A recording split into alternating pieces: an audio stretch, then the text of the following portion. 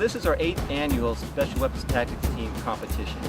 And what it entails is we bring different SWAT teams from throughout the Southern California area, and we put them through a series of tests, and we evaluate those.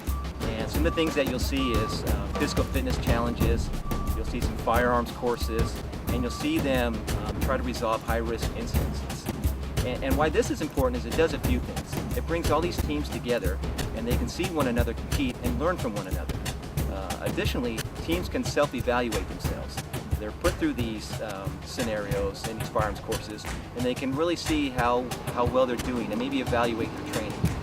And the third thing it does, it kind of creates a camaraderie among the special weapons and tactics teams from this area and from the Southern California area. Something that's a little unique about our competition is that it's in one day. And teams will be put through somewhere between 8 and 10 different exercises. That's unique because most competitions are 2-day exercises, and those events are spread out over 2 days, and so it's not as intensive. Our one-day competition with 8 to 10 events is a very taxing and intensive day for all the teams who compete. The testing process is pretty exhaustive to become a member of the Special Weapons and Tactics Team. The first thing that we require is the officers have to have 2 years patrol experience with the Ventura Police Department. They then can submit a memorandum of interest. After that, they go and see the department psychologist, and he makes an evaluation. After that, they're put through a series of other tests, being a firearms proficiency test, a physical fitness test, and then an oral interview, which is conducted by members of the Special Weapons and Tactics team.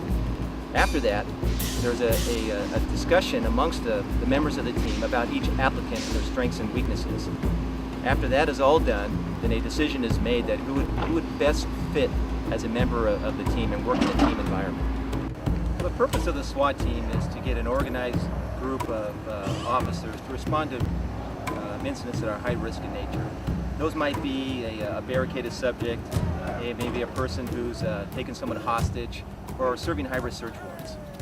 When people think of Special Weapons and Tactics team, the first thing they think about is maybe a group of officers that are dressed in dark clothing and are sneaking around with machine guns. Well, that's only part of it. The other part of the Special Weapons and Tactics team is the crisis negotiations team. And what really happens is the two teams work together to resolve high-risk incidents.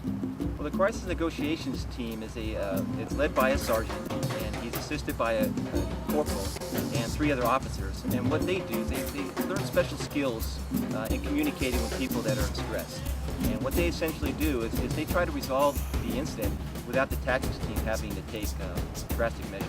The crisis negotiations team is comprised of a team sergeant, a team corporal, and 3 officers.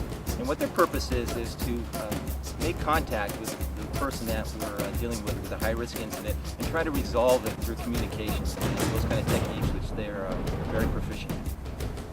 The Special Weapons and Tactics team is divided into 2 teams, the Tactical Unit and the Crisis Negotiations team. The Tactical Unit has 16 members. There's 2 sergeants, 4 corporals, and 10 officers. And they work as 2 separate tactical teams, each team comprising of 8 officers. Well, there's a lot of different training that the SWAT team members participate in.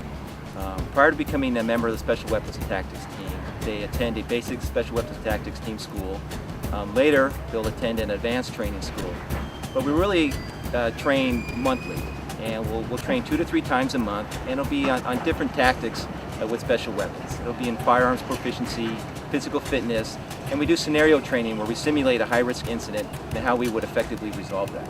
Ultimately, the purpose of the SWAT team is to save lives.